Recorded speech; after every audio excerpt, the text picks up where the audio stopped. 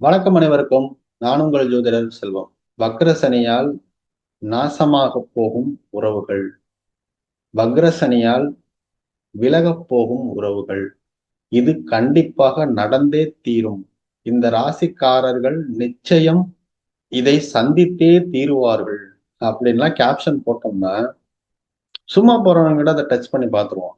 இல்ல, எனக்கும் நல்லா வியூஸ் வரும். சீக்கிரமா சேனல் மானிட்டைஸ் ஆகும். நானும் யூடியூப்ல இருந்து வருமானத்தை சந்திக்கிறதுக்கான ஒரு வாய்ப்பும் கிடைக்கும். ஆனா நாம என்ன பண்றோம்? தப்பி தவறி கூட தவறான ஒரு விஷயத்த சொல்லிடக்கூடாது. மக்களுக்கு தெரியப்படுத்திடக்கூடாது. சோசியல் மீடியா மூலியமா மக்களுக்கு ஏதோ ஒரு தகவல நம்மளால குடுக்கறதுக்கு இந்த பிரபஞ்சம் ஒரு உதவிய செஞ்சுகிட்டு இருக்கு. அத நம்ம தவறா பயன்படுத்திடக்கூடாது. அப்படிங்கிறதுக்காக யாருமே சொல்லாத விஷயங்கள, இதுவரைக்கும் நீங்க கேள்விப்படாத விஷயங்கள, இதுவரைக்கும் யாருமே கொடுக்காத விஷயங்கள கொடுத்துக்கிட்டே இருக்கிறோம். பெருசா ரெஸ்பான்ஸே இல்ல. வியூஸும் வரமாட்டேங்குது. இதுக்காக மெனக்கெட்டு நம்ம போடுறோம். ஏன் நம்ம இவ்வளவு கஷ்டப்பட்டு போட்டுக்கிட்டு, அழகா ஒரு நாளைக்கு 2 ஜாதகத்த பார்த்தோமா, ரூ. 2000 சம்பாரிச்சோமா, போயிட்டு இருக்கலாமே. ஏன் இதுல வேற வேலை மெனக்கெட்டுட்டு இருக்கோம்? இவங்கள மாரி நம்மளும் வீடியோ போட ஆரம்பிச்சோம்னா, நமக்கும் வியூஸும் நல்லா வரும். கஸ்டமர் பேஸும் நல்லா தான் வரும். ஏன் நம்ம உண்மைய சொல்லணும் இவ்வளவு கஷ்டப்பட்டுக்கிட்டு? இப்படியெல்லாம் எனக்கு தோணுது. தோண வைக்கிறீங்க.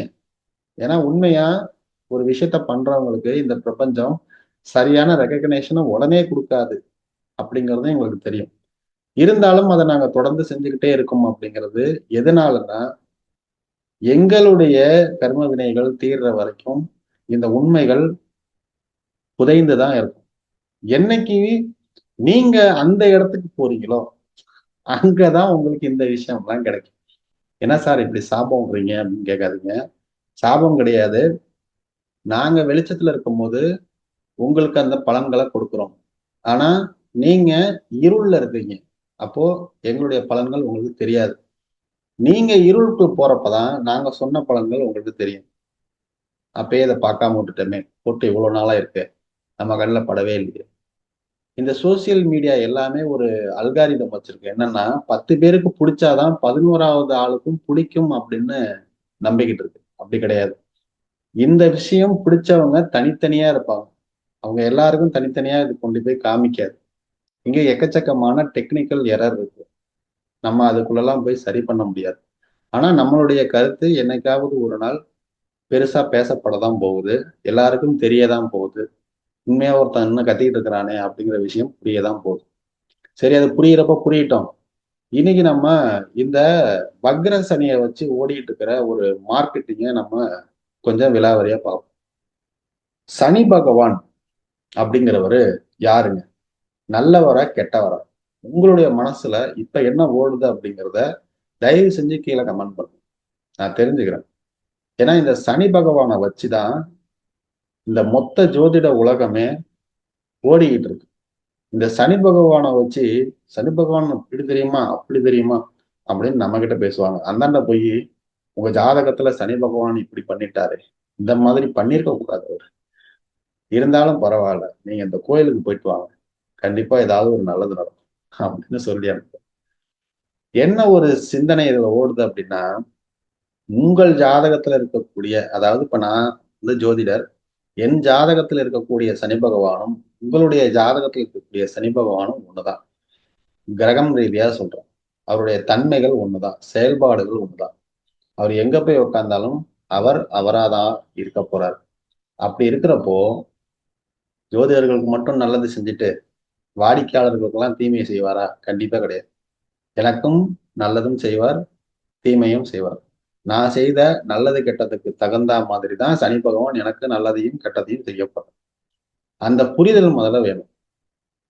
நான் நல்லவன் அப்படின்னா அவங்களும் நல்லவங்களா தான் இருக்க போறாங்க. அப்ப ஏன் எனக்கு தீமை நடக்குது அப்படின்னா உங்களுடைய முன் கர்ம வினையா இருக்கும். அல்லது உங்களுடைய முன்னோர்கள் செய்து வைத்த மிச்சமா இருக்கும். அப்ப அதெல்லாம் நம்ம சரி பண்ணிக்கிட்டு தான் வந்தாகணும்.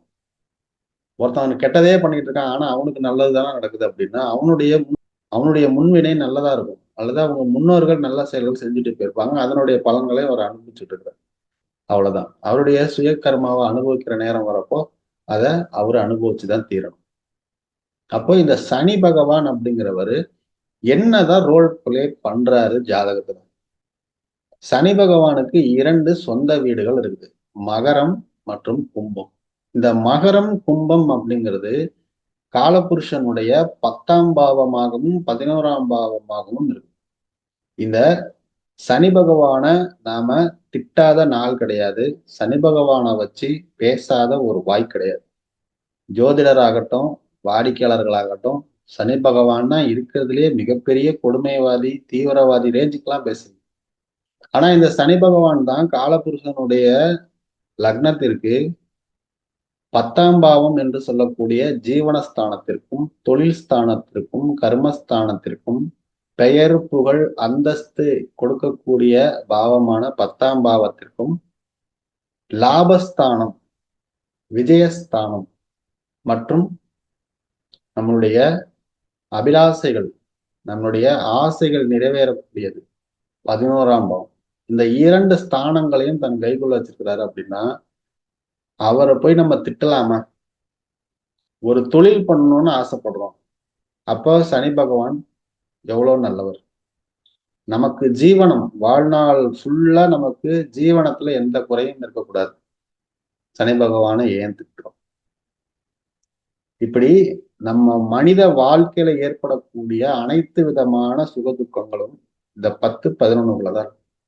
தொழில் நல்லா போணுச்சு அப்படின்னா நல்லவர். தொழில் வீணா போயிடுச்சுன்னா சனி கெட்டவர். லாபம் நல்லா வந்துச்சு அப்படின்னா சனி நல்லவர். லாபமே இல்லை அப்படின்னா சனி கெட்டவர். எவ்வளவு ஓர வஞ்சனை, நம்மளாம் எவ்வளவு செல்ஃபிஷா இருக்கும். அல்லது மட்டும்தான் நடக்கணும் அப்படின்னா எந்த விதத்துல நியாயம்? மாங்கொட்டையை புதைச்சு வச்சுட்டு எனக்கு இப்போதைக்கு இதுல மாமரம் முளைக்க வேணாம், தென்னை மரம் முளைக்கட்டும்னு சொன்ன மாதிரி இருக்கு. சனி பகவான் வக்ரம் பெற்று இருக்கிறார். வக்ரம்னா என்னங்க? கிரகம் பின்னாடி போய் உட்கார்ந்துருக்குதுன்னு அர்த்தமா? அல்லது ஒரு ராசியை விட்டு பின்னோக்கி வந்திருக்குதுன்னு அர்த்தமா? கிடையாது. சனி அப்படிங்கிறவரு 30 வருஷம் ஆகும் ஒரு ராசி மண்டலத்தை சுத்தி வர்றதுக்கு. அப்ப பொறுமையா தான் சுழண்டு கொண்டிருக்கிறாருன்னு வச்சுப்போம். அவர் பக்கத்துல வேகமாக சொல்லக்கூடிய கிரகங்கள் சந்திரன், சூரியன், செவ்வாய், புதன், இவர்கள் எல்லாமே ஒரு வருஷத்துக்குள்ளேயோ அல்லது 1 வருடம் 6 மாதத்திற்குள்ளேயே ஒரு ராசி மண்டலத்தை சுத்தி வந்துடுறாரு. அப்ப சனி பகவானுக்கும் மற்ற கிரகங்களுக்கும் எவ்வளவு கேப் இருக்கு. அப்போ வேகமாக சுழண்டு கொண்டிருக்கக்கூடிய கிரகங்களுக்கு சனி பகவான் தொடர்பு கொள்ளும் பொழுது, அதாவது ஒரு வேகமா ஒரு கார் போயிட்டு இருக்கும்போது பக்கத்துல ஒரு கார் பின்னாடி போற மாதிரி தெரியும். இதுதான் வக்ர நிலை அப்படின்னு சொல்றது. இந்த வக்ரம் அப்படிங்கிறது என்ன தன்மையை கொடுக்கும் அப்படின்னா, நம்மளுடைய உளவியல் ரீதியா எடுத்துக்கிட்டோம் அப்படின்னா, எனக்கு ஒரு விஷயம் வேணும் அப்படின்னா வேணும், வேணாம் அப்படின்னா வேணாம். ஒரு விடாப்பிடியான ஒரு நிலை, அடமெண்டா இருக்கிறது. அந்த விஷயத்துல ரொம்ப ரொம்ப அடமெண்டா இருக்கிறது. தன்னை எந்த விதத்திலையும் மாத்திக்காத ஒரு தன்மை. நான் இப்படிதான் அப்படின்னு சொல்றது வக்ரம் தான். ஒரு ஜாதகத்துல வக்ரம் பெற்ற கிரகம் மீண்டும் வக்ரம் அடையும் பொழுதுதான் அந்த பலன்களை கொடுக்கும். அது வரைக்கும் அந்த பலனை கொடுக்காது. 7ஆம் பாவத்துல ஒரு கிரகம் வக்ரம் பெற்று இருக்குது அப்படின்னா, கண்டிப்பா அதுல ஒரு வக்ரம் பெற்ற கிரகம் வர வரைக்கும் திருமணத்துக்கான வாய்ப்பு கிடையாது. அப்படியே திருமணம் நடந்தாலும் திருப்பி வக்ரம் ஆகும் பொழுது ஒரு பிரிவினையை கொடுத்தோ இல்ல ஒரு மனசங்கடத்தை கொடுத்தோ பிரிச்சு திருப்பி வக்ரம் ஆகும்போது தான் திரும்பி சேரும். 7ஆம் அதிபதி வக்ரமா இருக்கிறாரு அப்படின்னா 7ஆம் அதிபதி வக்ரம் அடையும் போதும் திருமணம் பண்ணணும். வக்ர நிலை இல்லாம திருமணம் பண்ணோம்னா பிரச்சனை தான். நான் நிறைய ஜாதகங்கள் பார்த்துட்டேன். அதே போலதான் இப்ப சனி பகவான் வக்ரம் பெற்றிருக்கிறார். இந்த வக்ரம் அப்படிங்கிறது காலபுருஷனுக்கு 10ஆம் பாவம், 11ஆம் பாவம். அப்ப தொழில் ரீதியாகவும் லாபங்கள் ரீதியாகவும் எல்லாருக்குமே ஒரு பலன் இருக்கு. ஏன்னா காலபுருஷனுடைய 10ஆம் பாவம், 11ஆம் பாவம். அப்ப இந்த 10ஆம் பாவம், 11ஆம் பாவத்தினுடைய பலன்களை சனி பகவான் உலகத்துல இருக்கிற அத்தனை கோடி மனிதர்களுக்கும் கொடுக்கதான் போறார். தொழில் ரீதியாகவும், ஜீவனம் ரீதியாகவும், கர்மம் ரீதியாகவும், நம்மளுடைய லாபங்கள் ரீதியாகவும், ஆசைகள் ரீதியாகவும், வெற்றிகள் ரீதியாகவும் பலன்களை பிக்ஸ் பண்ணிட்டார். வக்ரமா இருக்கும்போது கொடுத்தே தீர்வார். நல்லதோ கெட்டதோ செஞ்சே தீரணும் அப்படின்ற ஒரு முடிவு கொண்டிருப்பார். அவர் எங்க போய் வக்ரமா இருக்கிறாரு? காலபுருஷனுடைய 12ஆம் பாவத்துல வக்ரமா இருக்கிறார். அப்ப இந்த 12ஆம் பாவம் அப்படிங்கிறது நம்மளுடைய விரயஸ்தானம், நம்மளுடைய அயன சயன போகஸ்தானம். சனி பகவான் வக்ரம் பெற்றிருக்கவங்களுக்கு எல்லாம் இப்ப நல்ல தூக்கம் வரும். கண்ணை மூடுனா தூக்கம் வரும். ஏன்னா 12ஆம் பாவத்துல வக்ரம் பெற்ற சனி இருக்கிறாரு. உங்க ஜாதகத்திலேயே சனி பகவான் வக்ரமா இருக்கிறாருன்னா 12ஆம் பாவங்கிறது தூக்கம், அயன சுகம், பிரயாணம் இதுலெல்லாம் நல்ல ஒரு நிம்மதியான தூக்கம் கிடைக்கும். பாதம், நம்மளுடைய பாதம் 12ஆம் பாவம். இந்த பாதத்துல சனி பகவான் வக்ரம் பெற்றிருக்கிறாரு அப்படின்னா ஒரு தடைக்கு 2, 3 தடையாவது காலை கழுவிக்கிட்டே இருக்கும். போன இடத்துக்கே போயிட்டு வந்துகிட்டே இருக்கும். திரும்பி திரும்பி அந்த வேலைக்காக நம்ம அலைஞ்சுக்கிட்டே இருப்போம். இந்த வேலையெல்லாம் இந்த பாதம் செய்ய வைக்கும். சனி பகவான் நல்லவர், உத்தமர், நீதிமான், நியாயத்திற்கு துணை நிற்கக்கூடியவர். இப்படிப்பட்ட சனி பகவான் 12ஆம் பாவத்துல வக்ரம் பெற்று இருக்கும் பொழுது நீங்க ஏன் கவலைப்படுறீங்க? வக்ரம் இல்லாத ஜாதகங்கள் கொஞ்சம் கவலைப்படும். ஏன்னா இப்போதைக்கு உங்களுக்கு எந்த செலவும் இல்லை. நீங்க நினைச்ச செலவை பண்ண முடியாது. நீங்க நினைக்காத செலவெல்லாம் பண்ணலாம். சுற்றுலா போகலாம், ஆடம்பர பொருட்களுக்கு செலவு செய்யலாம், முதலீடு போட்டு அதுக்கு லாபம் வராம நிக்கலாம். இதையெல்லாம் வக்ரம் பெற்ற சனி பகவான் இருக்கக்கூடிய ஜாதகங்கள் என்ன பண்ணும் அப்படின்னா இந்த முதலீடுகள் போட்டதுல இருந்து லாபத்தை எடுக்கிறதுக்கான வழிகளை பார்க்கும். போட்ட முதலீடு போதும், இதுக்கப்புறம் லாபம் தான் தேவை அப்படிங்கிற மனநிலை வரும்.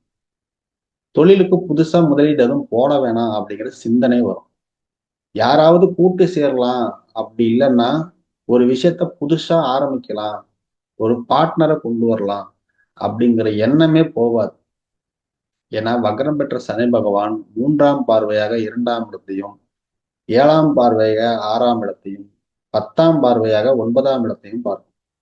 அப்போ இந்த ரிஷப வீடு, கன்னி வீடு மற்றும் தனுசு வீடு இது காலபுருஷனுடைய 2ஆம் பாவம், 6ஆம் பாவம், 9ஆம் பாவம். 2ஆம் பாவம் என்பது குடும்பம், தனம், வாக்கு, கண் மற்றும் நம்முடைய கல்வி, நம்முடைய பொருளாதார இருப்பு நிலை, அசையும் அசையா சொத்துக்கள் அனைத்தும் 2ஆம் பாவம் தான். 6ஆம் பாவம் அப்படிங்கிறது வேலை, கன்னிராசி, நோய், கடன், வம்பு, வழக்கு, பூர்வீகத்தின் மூலமாக வரக்கூடிய வருமானங்கள். 9ஆம் இடம் என்பது பாக்கியம், கடவுள் அருள், தெய்வ பக்தி, நம்முடைய இஷ்ட தெய்வங்கள் கொடுக்கக்கூடிய அருள். இந்த தன்மைகளை வக்ரம் பெற்ற சனி பகவான் இருக்கக்கூடிய ஜாதகங்கள் அடைந்தே தீரும். வக்ரம் இல்லாத ஜாதகங்கள் அந்த பலன்களை தேடிக் கொண்டிருக்கும், ஏங்கிக் கொண்டிருக்கும். இவ்வளவுதான் வக்ர சனி பகவானுடைய பலன்களை தவிர வேற ஒன்னும் பண்ண மாட்டார். சரிங்களா? இந்த வக்ர சனியோட ஒரு புரிதல் உங்களுக்கு கிடைச்சிருக்கும் அப்படின்னு நம்புறேன். மீண்டும் ஒரு நல்ல தகவலோடு உங்களை சந்திக்கிறேன். நன்றி, வணக்கம்.